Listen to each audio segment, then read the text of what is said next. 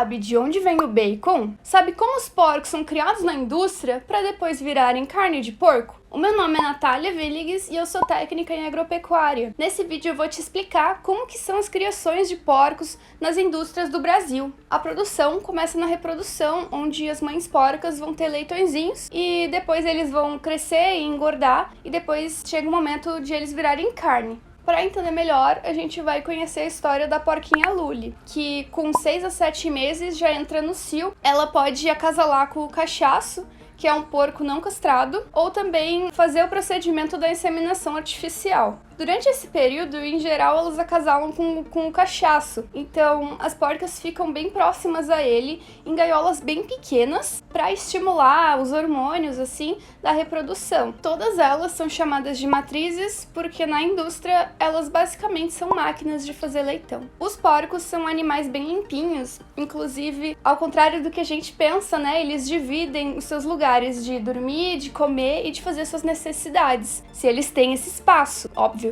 Só que como as porcas ficam em gaiolas, é muito agoniante, é muito ruim, desconfortável, porque ela tem que fazer suas necessidades nesse espaçozinho e ela só pode se levantar e depois vai ter que deitar em cima de tudo isso. É muito nojento, elas ficam extremamente desconfortáveis e é uma situação até perigosa para a saúde pública, porque dessa forma é muito mais provável de se desenvolverem novas doenças, novos vírus, tanto para nós, seres humanos, como também é comum ter até doenças de pele nas porcas.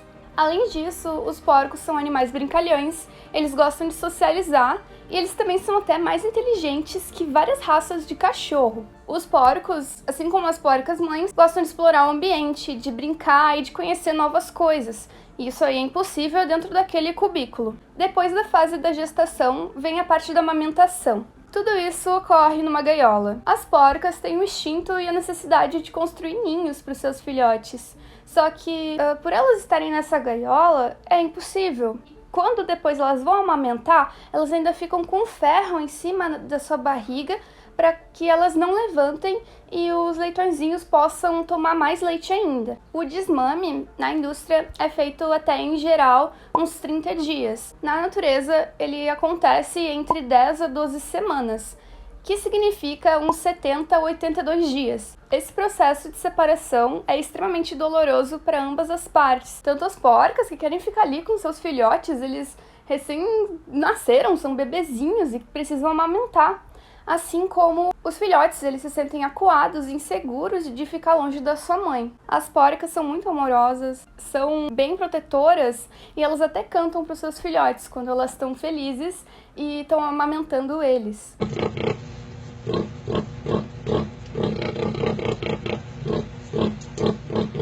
Quando eles vão sendo separados, eles ficam grunhindo e emitindo barulhos um para o outro. Isso dura alguns dias. Após 5 a 10 dias do desmame, a porca já é emprenhada de novo, ou seja, ela já é colocada para acasalar novamente. O tempo da produção industrial é muito mais importante do que respeitar qualquer relógio biológico que a porca tem, porque, por exemplo, ela acabou de ter um parto, depois ficou amamentando. Acho que ela poderia ter um tempinho assim de maior de descanso, mas não, a produção é frenética, é intensa, é só para ter dinheiro. Isso se repete até em média 8 partos, porque depois disso a porca já não consegue dar tantos filhotes quanto antes e nem amamentar direito, então ela já é levada para o descarte. Descarte é a forma técnica de falar que ela vai para abate, virar uma salsicha, uma mortadela, uma carne de segunda, presunto, e assim a vida dela vai acabar. É uma vida cheia de estresse, de privações, de confinamento, é muito cruel. A porquinha Luli teve um filhote chamado Pingo, e a gente vai acompanhar desde o nascimento dele até chegar a hora do seu abate. Após o nascimento, os porquinhos passam por vários procedimentos dolorosos e invasivos, como o corte do rabo, o corte das orelhas, corte dos dentes e castração dos porquinhos machos, além de viverem em um ambiente bem pequenininho, sem graça, só de concreto. Todos esses procedimentos são feitos sem anestesia e na primeira semana de vida deles. O corte de 1/3 da cauda do leitão é feito para prevenir o canibalismo entre eles. Isso acontece porque o ambiente ou a nutrição não estão adequados para o leitãozinho, então ele fica tão estressado, mas tão estressado, que ele começa a morder o rabo dos outros. Isso provoca lesões, é realmente muito ruim. Essa era uma situação que tem solução, mas os produtores preferem muito mais obter lucro do que pensar em outras maneiras de deixar os leitões menos estressados. O canibalismo não é um comportamento normal nos animais domésticos, ele indica um alto nível de estresse. Então isso acontece com os porcos e também nas galinhas poedeiras, elas também têm o bico cortado em cima e embaixo para que elas não fiquem bicando umas às outras. O corte de cauda é feito sem anestesia até o 2º dia de vida do leitão. Ele dói bastante no momento e ele ainda fica sofrendo por dias por causa dessa dor. Isso, todos os leitões também passam pelo procedimento de identificação. E ele pode ser a moça, ou a tatuagem, ou o brinco. E sendo que o mais comum aqui no Brasil é a moça. Com ela são realizados pequenos cortes nas orelhas. Então, em cada partezinha da orelha significa um número. E aí, somando tudo, dá o número de identificação do porquinho. Esse método já tem sido banido em vários países ao redor do mundo, só que aqui no Brasil ele é o mais utilizado e também é feito sem anestesia. Também tem a castração dos porquinhos machos. Isso acontece porque os animais machos, assim, também tem nos bois. Eles têm 2 hormônios que deixam a carne com um odor muito forte e desagradável. Só que aqui no Brasil a castração é feita sem anestesia. E isso realmente é muito dolorido. Os porquinhos ficam até apáticos por dias porque eles ficam com muita dor. Os leitões são levados para baias, que é onde eles vão ficar crescendo e engordando.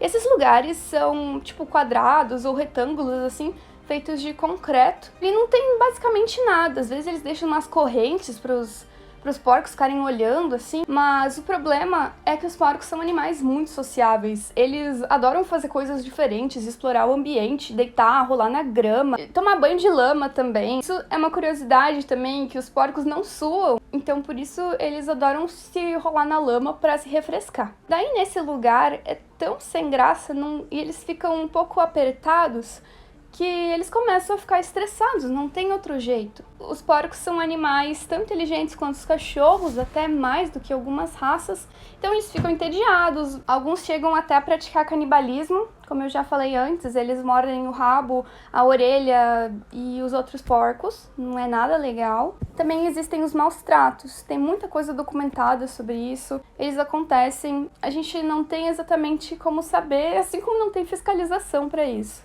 Quando eu estava trabalhando na suinocultura, quando eu fazia meu curso, a gente via os filhotinhos mais novos que tinham acabado de chegar na baia. Sempre que a gente chegava com comida, eles começavam a ficar agitados e brincar e ficar oi, oi, oi, oi. E à medida que a gente andava pelo corredor e eles iam ficando mais velhos e mais próximos da idade do abate, os últimos mesmo lá, eles nem se levantavam, pra dizer bem a verdade. Eles pareciam que estavam muito tristes mesmo e entediados. Eles só olhavam pra gente, mesmo com comida, e depois voltavam a olhar pro chão. Os porcos são inteligentes, então eles percebem todos os outros amigos deles, porcos, né, saindo à força, né, do lugar que eles estavam, e depois eles nunca mais voltam. Eu acredito que eles entendam e que por isso que eles ficam tão tristes. Os porcos na natureza vivem 15 anos. Mas na indústria eles já são abatidos com apenas 6 meses. Isso significa que a carne de porco é a carne de um bebezinho. Ele é realmente muito novo.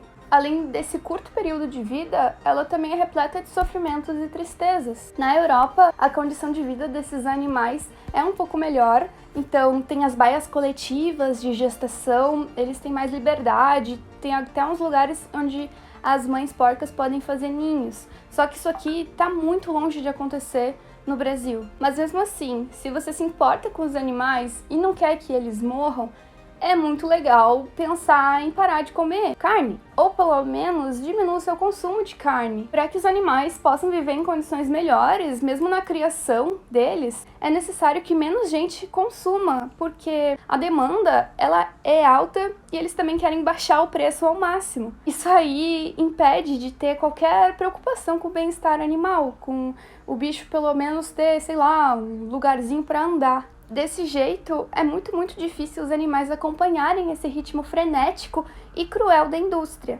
Tem outros motivos para se tornar vegano, como o meio ambiente, como a tua saúde, como motivos religiosos e pessoais, além de outras práticas bem esquisitas que a pecuária realiza. É isso, gente. Se inscreve, compartilha, por favor, com muita gente. Se você aprendeu alguma coisa, se você não sabia dessas coisas do vídeo, me conta aqui o que tu não sabia e curte o vídeo. Beijo!